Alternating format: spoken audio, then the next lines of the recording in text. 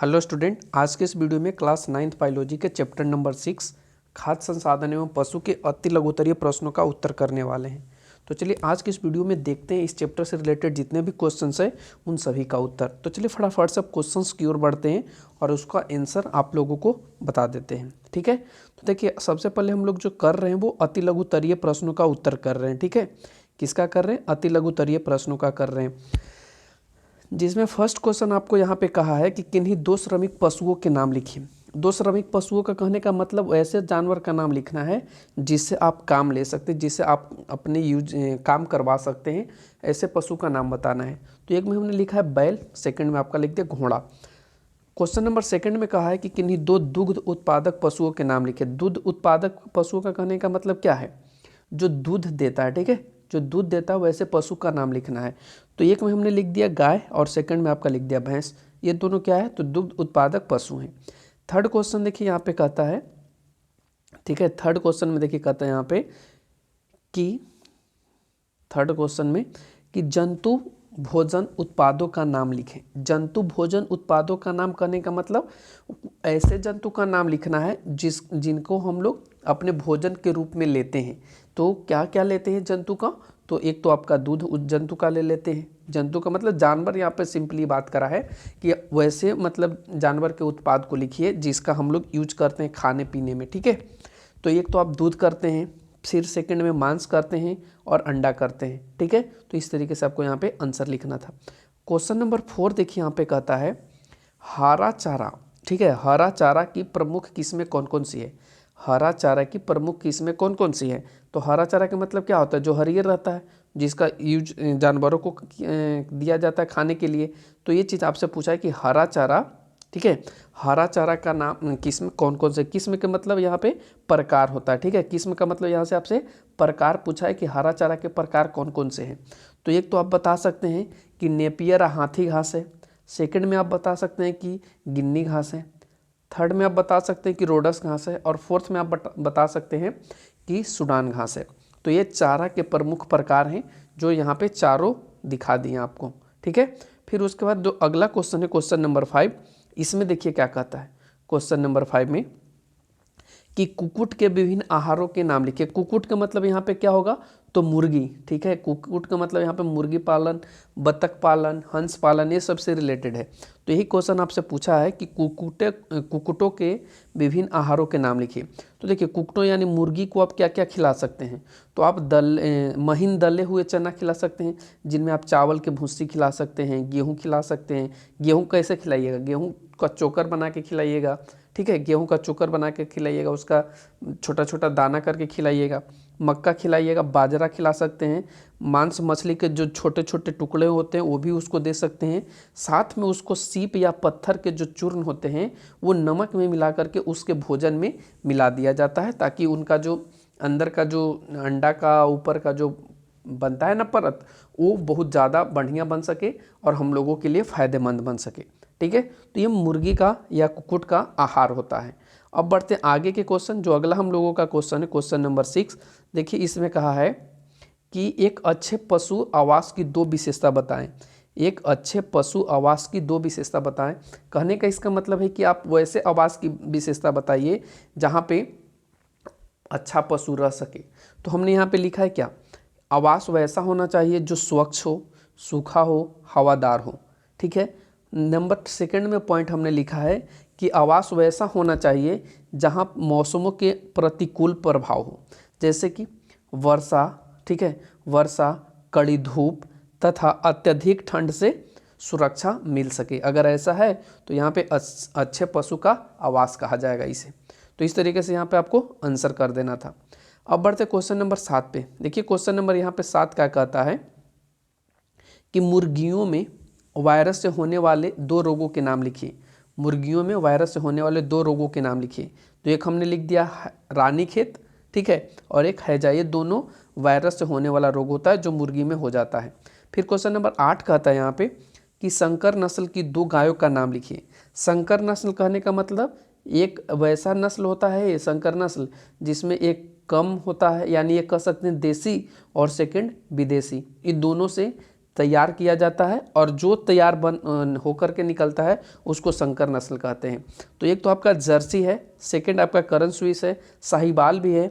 इस चैप्टर में और भी नाम दिए गए हैं, लेकिन हमने यहाँ पे 2 किया कहा था तो हमने 3 दे दिया आपको, ठीक है। आप कोई भी 2 लिख सकते हैं।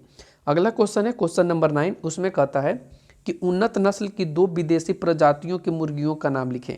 यहाँ पे कौन से प्रजाति का लिखना है? विदेशी प्रजाति का। तो एक हमने यहाँ पे क्या लिख दिया है? White leghorn. क्या लिखा? White leghorn. और सेकंड आपका नाम दे दिया है red island, Rhode Island red, ठीक है, रोड आइलैंड रेड। ये दोनों मुर्गी की प्रजाति है जो विदेशी मुर्गी की प्रजाति है, ठीक है। अब बढ़ते हैं आगे के क्वेश्चन नंबर 10 पे। देखिए क्वेश्चन नंबर 10 कहता है यहाँ पे, क्वेश्चन नंबर 10 में कि मछली के अतिरिक्त किन्हीं 2 ऐसे जंतु खाद्य पदार्थों के नाम लिखें जो जल से प्राप्त होता है। मछली के अतिरिक्त यानी जल में रहने वाला मछली है, लेकिन इसको छोड़ करके 2 ऐसे जंतु पदार्थ का नाम बताना है जिसको हम लोग खाते हैं। तो एक आपका क्या हो जाएगा? केकड़ा हो जाएगा, सेकंड में झींगा हो जाएगा, और भी रहता है जलीय जीव जिसको हम लोग खाने में इस्तेमाल करते हैं, ठीक है। लेकिन यहाँ पे 2 का नाम कहा है तो हमने यहाँ पे 2 ही आपको लिख करके बता दिया है। अगला क्वेश्चन नंबर देखिए यहाँ पे कहता है क्वेश्चन नंबर 11 कि मधुमक्खी से प्राप्त 2 उत्पादों के नाम लिखें। मधुमक्खी से प्राप्त 2 उत्पादों के नाम लिखें। यानी मधुमक्खी से हम लोगों को क्या क्या प्राप्त होता है?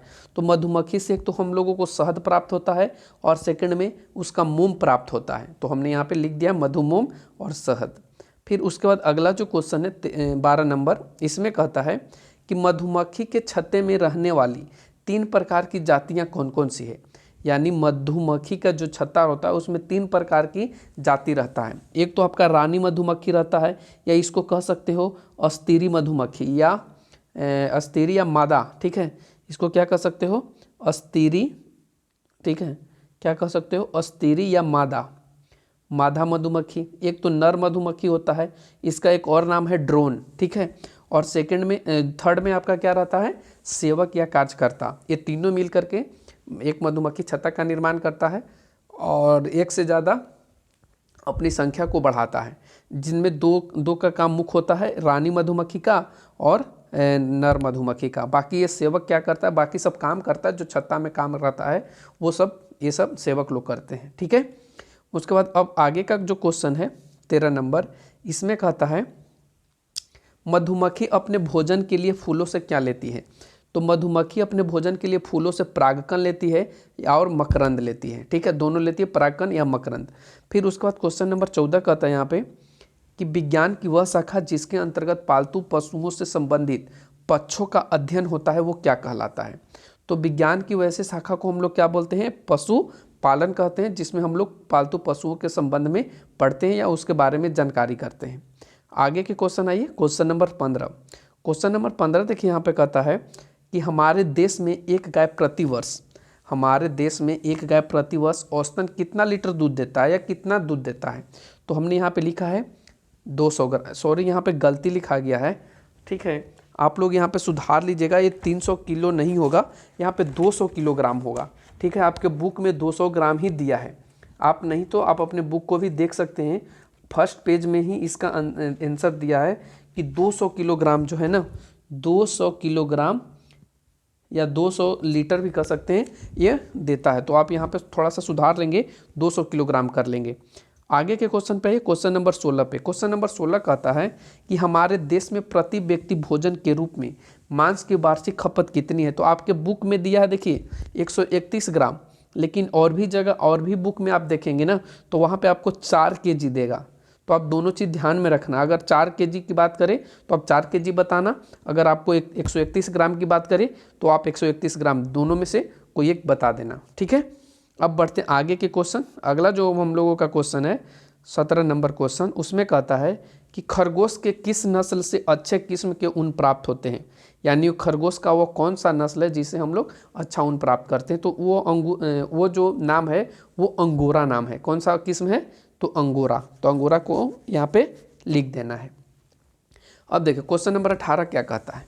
क्वेश्चन नंबर 18 कहता है कि गाय बच्चे जन्म देने के बाद जिस सीमित काल के लिए दूध देती है, यानी जब बच्चा गाय दे देती है ना, तो उसके बाद दूध दुहाना स्टार्ट हो जाता है। तो वो दूध दुहाने का जो काल होता है ना, उसको क्या कहते हैं? तो उसको हम लोग बोलते हैं दुग्ध स्राव काल। उसको क्या बोलते हैं? दुग्ध स्राव काल। ठीक है, अब बढ़ते हैं आगे के क्वेश्चन। जो आगे का क्वेश्चन है क्वेश्चन नंबर 19। क्वेश्चन नंबर 19 देखो क्या कहता है कि हरियाणा राज्य के जिस संस्थान में अधिक दूध देने वाली गायों की संकर नस्लें विकसित की गई है, उस संस्थान का नाम क्या है?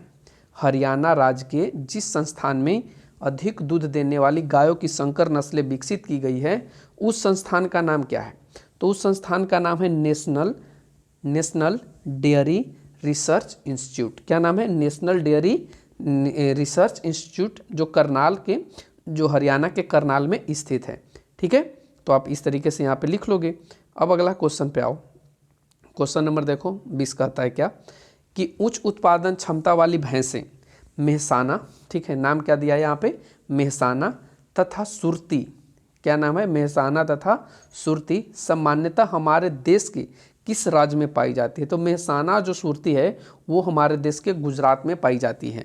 ठीक है, पशुओं में कृत्रिम विधि से वीर्य को मादा की योनि में प्रविष्ट कराना क्या कहलाता है? तो देखो, पशुओं में कृत्रिम विधि से जब हम वीर्य को मादा की योनि तक पहुंचाते हैं ना, उसको हम लोग बोलते हैं कृत्रिम वीर्य सेचन। क्या बोलते हैं? कृत्रिम वीर्य सेचन। तो यहाँ पे ऐसे आपको लिख लेना है।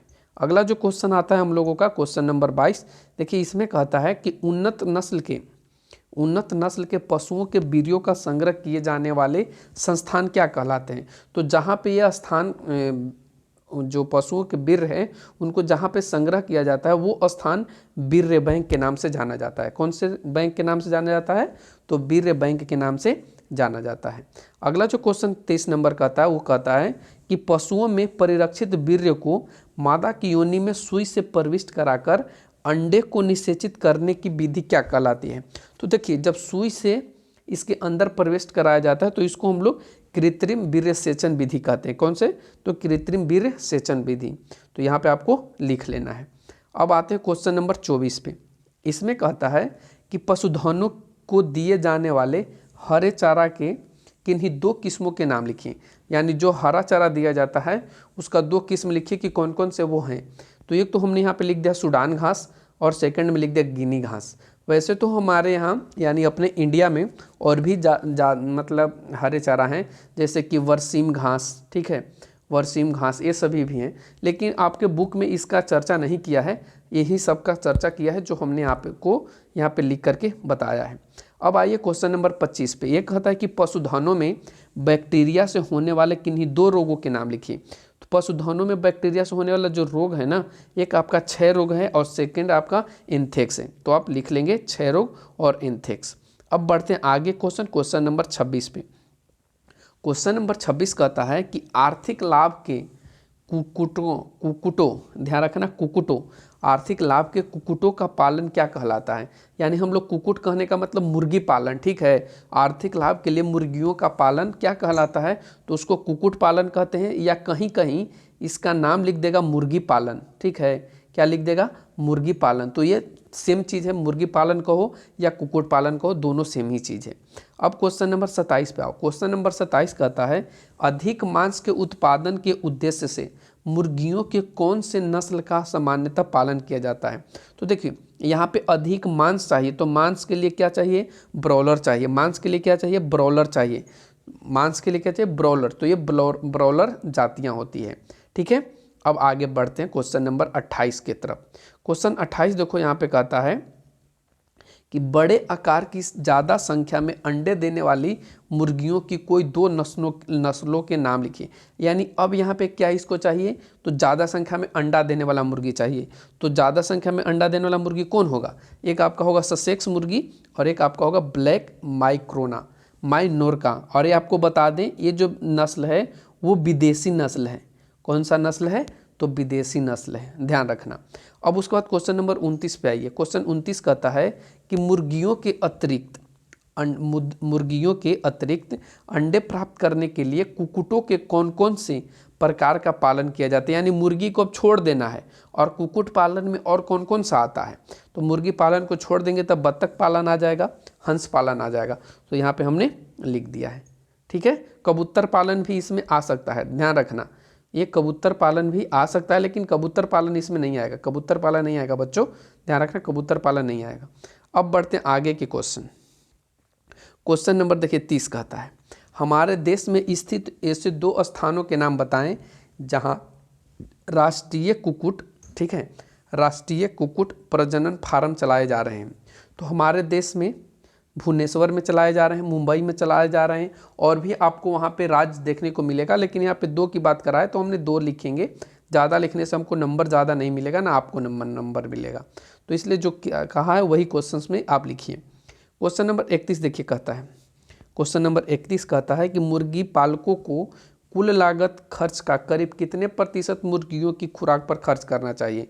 यानी जो मुर्गी पालन करता है उसको जो लागत लगता है, यानी जो पैसा खर्चा होता है, ठीक है, उसका कितने प्रतिशत मुर्गियों की खुराक के मतलब क्या होता है, उसके खाने पर, तो कितना प्रतिशत खाने पर खर्चा कर देना चाहिए, तो खाने पर खर्चा करना चाहिए कम से कम 70%, ठीक है। ये कौन कहता है, मुर्गी पालक कहता है, जो मुर्गी का पालन करता है ना वो लोग कहता है कि कम से कम भैया 70% तो खर्चा करे पड़ेगा, तबे आप मुर्गी पालन कर सकते हैं, ठीक है।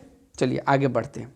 क्वेश्चन नंबर 33 पे आइए। क्वेश्चन 33 कहता है कि कुक्कुटों को होने वाले एक संक्रामक रोग के नाम बताइए। कुक्कुटों मतलब मुर्गी के होने वाला एक रोग बताइए जो संक्रामक हो, और संक्रामक के मतलब होता है, आपको पता होना चाहिए, छुआछूत के बीमारी, मतलब एगो मुर्गी में पकड़ेगा तो सब में पकड़ लेगा और सब मुर्गी मर जाएगा, ठीक है, तो उसको हम लोग बोलते हैं रानीखेत। क्या बोलते हैं उसको, रानीखेत बोलते हैं। अगला जो क्वेश्चन आता है 33 नंबर, वो कहता है कि विज्ञान की वह शाखा जिसका संबंध मछली उद्योग से है, विज्ञान की वह शाखा जिसका संबंध किससे है, मछली उद्योग से है, वो क्या कहलाता है। तो मछली उद्योग से रहेगा उसको हम लोग मत्स्य पालन कहते हैं। क्या कहते हैं, मत्स्य पालन। तो इस प्रश्न का उत्तर हो जाएगा मत्स्य पालन। क्वेश्चन नंबर 34 कहता है कि मत्स्यिकी के अंतर्गत मछलियों के अतिरिक्त पाले जाने वाले किन्हीं 2 जंतुओं के नाम लिखिए। तो मत्स्यिकी के अंतर्गत मछलियों के अतिरिक्त हम कौन कौन पालेंगे, एक तो हम पालेंगे केकड़ा, क्या पालेंगे, केकड़ा, और सेकंड को महाचिंगड़ा पाल सकते हैं, झींगा पाल सकते हैं, जो आपको मन करे, जो मछली पानी से रिलेटेड है उसको आप पाल सकते हैं। क्वेश्चन नंबर 35 आइए। क्वेश्चन 35 कहता है कि जलीय पौधों तथा जलीय जंतुओं का पालन करना क्या कहलाता है। यानी यहाँ पे पौधों को भी पालना है और जंतुओं को भी पालना है, दोनों को पालना है, और दोनों जलीय हैं, तो इसको पालने का जो प्रक्रिया है या पालन क्या कहलाता है, जो हम पालते हैं उसको क्या कहलाते हैं, तो इसको हम लोग बोलते हैं जलीय संवर्धन कहलाता है। क्या कहलाता है, जलीय संवर्धन, यहाँ पे छूट गया ना, लिख लेना, जलीय संवर्धन कहलाता है। क्वेश्चन नंबर 36 आइए। क्वेश्चन 36 क्या कहता है, देखो क्वेश्चन 36 कहता है ना कि कुछ मछली उत्पादन के क्षेत्र में भारत का पूरे विश्व में कुल मछली, कुछ नहीं है कुल है, ठीक है, कुल मछली उत्पादन के क्षेत्र में भारत का पूरे विश्व में कौन सा स्थान है। यानी भारत का पूरे विश्व में स्थान पूछा है, यानी कौन से स्थान पर भारत मछली का उत्पादन करता है, तो 7वां स्थान पे करता है, ठीक है, 7वां स्थान आपको लिख लेना है। क्वेश्चन 38 आओ। क्वेश्चन 38 कहता है कि समुद्री मछलियों तथा कवचीय मछलियों का उत्पादन एवं संवर्धन किस कार्यक्रम के अंतर्गत आता है। तो ये जो अंतर्गत आता है वो समुद्री मत्स्यिकी के अंतर्गत आता है, तो यहाँ पे आपको लिख लेना है। क्वेश्चन 38 देखो कहता है कि आर्थिक महत्व वाली किन्हीं 3 प्रकार के समुद्री मछलियों के नाम लिखे। यानी यहाँ पे कौन से समुद्री मछली नाम लिखना है, के गो लिखना है, 3 गो। तो एक यहाँ पे है आपका सार्डिन, ठीक है, फिर एक आपका है एक एनकोविज, और सेकंड है सीयर फिश। ऐसे तो इसमें और भी है, और भी आप लिख सकते हैं, लेकिन हम यहाँ पे 3 लिखे, 3 बोला है। तो अगला क्वेश्चन 39 देखिए कहता है कि संवर्धित मोतियों का उत्पादन किस जलीय जंतु की सहायता से किया जाता है। तो मोतियों का जो उत्पादन किया जाता है वो ऑयस्टर्स के द्वारा किया जाता है। किसके द्वारा किया जाता है, तो ऑयस्टर्स के द्वारा किया जाता है। अगला क्वेश्चन 40 क्वेश्चन देखिए कहता है कि मछलियों का कई प्रजातियों का एक ही तालाब में एक ही समय किए जाने वाले जो संवर्धन है उसको क्या कहते हैं। तो उसको हम लोग कहते हैं मिश्रित मछली संवर्धन। यानी एक ही तालाब में कई तरह के मछली को आप पाल सकते हैं, रोहू कतला वगैरह जो भी है ना, उस सबको आप पाल सकते हैं, तो उसको हम लोग बोलते हैं मिश्रित। मिश्रित का मतलब मिला जुला के पालना, ठीक है।